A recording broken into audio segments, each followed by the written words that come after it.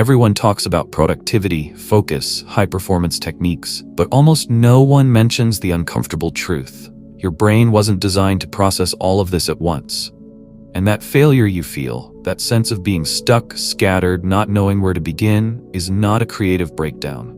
It's the symptom of a mind begging for silence, for space, for breath. When you say I'm blocked, what you're really saying without realizing it is, I'm buried.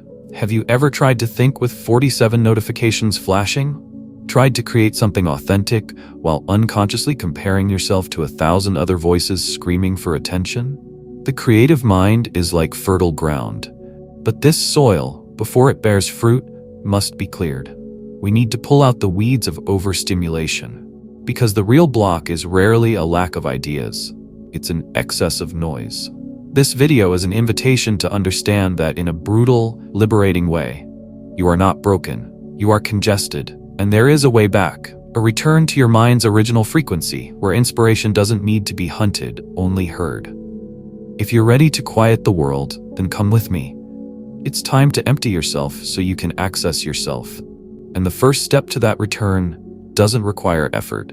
It requires surrender. Surrender to the realization that your mind is being swept away by an avalanche of stimuli no creative organism could bear for long.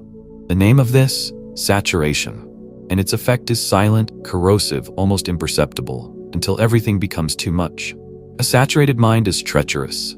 It doesn't scream, it doesn't explode, it simply stops responding. You look at the screen and feel emptiness. You start a project and abandon it. You have ideas that evaporate in the chaos. And then the sabotaging thought comes. Something's wrong with me. But it's not true. What's wrong is the sheer volume of disconnected fragments, alerts, visual noise, and subliminal pressures you've been trying to cram into a space meant for contemplation. Creating requires listening, and listening requires silence. But today, silence has been hijacked. Today, being silent is treated as unproductive, disconnected, almost criminal. There is a cultural guilt attached to any pause not filled with some kind of stimulus, and that's the first poison. We confuse presence with occupation. But attention isn't being present in everything. It's being fully engaged in something. If your mind is divided between 50 things, it's not in any of them. Rick Rubin says inspiration needs space. And space here isn't physical. It's the absence of noise, absence of judgment, absence of comparison. When you clear the mental ground, what blooms isn't some external idea. It's the memory of your own creative frequency. The one that's always been there, but that you forgot how to hear. It's like a radio playing a beautiful song, but the signal's lost in static. And there's something even more cruel in this process. You get used to the noise. Your nervous system starts operating in a state of constant alert. Your brain begins to expect the next interruption, the next click, the next distraction. And so boredom, which once was the gateway to great ideas, becomes an enemy. But historically, boredom is where creative minds struck gold. Newton discovered gravity watching an apple fall, not scrolling a feed. Virginia Woolf wrote after long silent walks.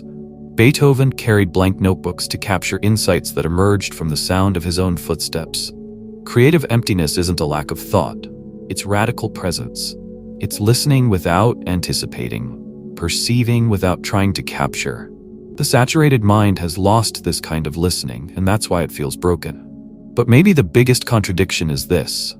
The more you try to force creativity in a saturated state, the more it withdraws. The saturated mind doesn't respond to pressure, it responds to invitation. And that invitation begins with the courage to quiet down, not to escape the world, but to return to it with depth.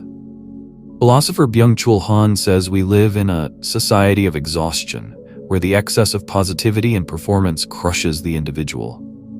And what if the real revolutionary act today is to stop?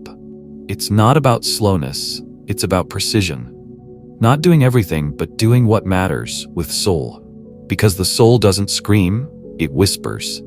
And if you're not hearing it, the problem isn't the lack of voice, it's the excess of noise. The good news is that this noise can be turned off, and everything that was muffled can finally be heard again. Because listening, truly listening, requires more than silence. It requires cleansing. The creative mind is not just an antenna seeking signals, it's also a filter. And that filter, when clogged, turns even the most powerful ideas into confusion. Rick Rubin calls it the container and the filter, the idea that everything we live, feel, and perceive gets deposited into an inner container. But before reaching that container, it all passes through a filter. And that filter, contrary to what we believe, isn't neutral. It interprets, it selects, it judges. The problem begins when this filter, instead of refining, distorts, because it's dirty, contaminated by excess stimuli, judgment, and narratives that aren't ours. You try to create, but what comes out is generic, forced, strange. The inspiration seems faulty, but what's really failing is the pathway it needs to travel to surface. And here lies a fascinating contradiction. The more intelligent and sensitive you are, the more your filter gets overloaded, because you absorb more, perceive more, feel more. And the modern world is not designed for minds like that.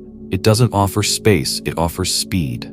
Austin Kleon would say you're surrounded by influences, but unlike an artist who chooses what to steal, the saturated creator is merely reacting. You're not creating, you're collapsing under the weight of everything you should ignore but can't. The clogged filter doesn't differentiate what inspires from what drains. It's like a dirty lens that turns light into shadow and potential into noise. Now imagine that being repeated every day, in minimal but constant doses, the comparison with other creators, the fear of not being original, the addiction to passive consumption, the excess of references with no digestion. This sensory pollution doesn't just create blockage, it creates self-abandonment. Because the more external noise you ingest, the less your own voice is recognized as valid. And the filter begins to reject it, to treat it as insufficient. The cycle is formed. The more external stimulus you consume, the more insecure you become, and the more you block internal expression. And all of this happens silently, under the mask of productivity. You believe you're informing yourself, staying current, preparing, but in reality, you're disconnecting from what you feel, from what you know, from what you have to say.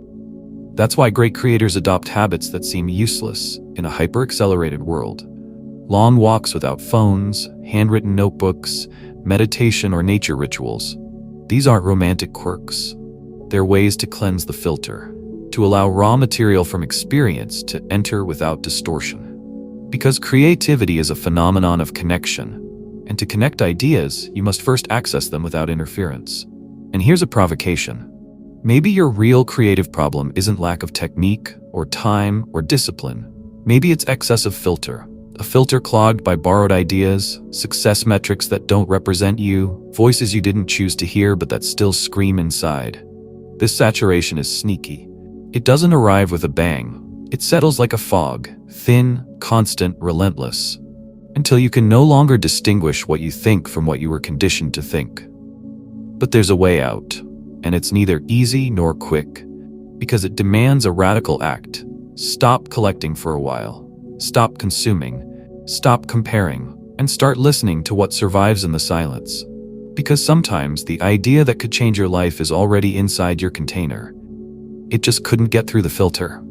And once you realize that, an inevitable question emerges. What if you're not blocked, just hearing through a filter that no longer works? The answer is one silence away, and the key to it is a practice few are brave enough to embrace. An ancient, subtle, and powerful practice. A discipline that seems simple but is revolutionary. Silence as a ritual of reconnection. And that's exactly where we go next. Because once you understand the noise and identify the clogged filter, there's only one thing left to do. Stop fighting the static and start practicing silence as a ritual. Not the forced silence of mechanical meditation, nor the sterile silence of someone escaping the world, but the fertile silence, the one that digs deep. The silence that invites, that purifies, that reconnects. Rick Rubin says creativity is tuning in, and to tune in, you first need to turn the volume down. The creative frequency is a thin wave, subtle, almost imperceptible. It doesn't compete with noise. It waits for you to quiet down so it can emerge. But today, silence has become an anomaly. Everything in the digital world pushes us in the opposite direction. Speak more, post more, show more. If you're silent, you disappear. And this generates one of the greatest contradictions of our time. In trying to be visible to the world, you vanish from yourself. In trying to be heard by everyone, you stop listening to yourself.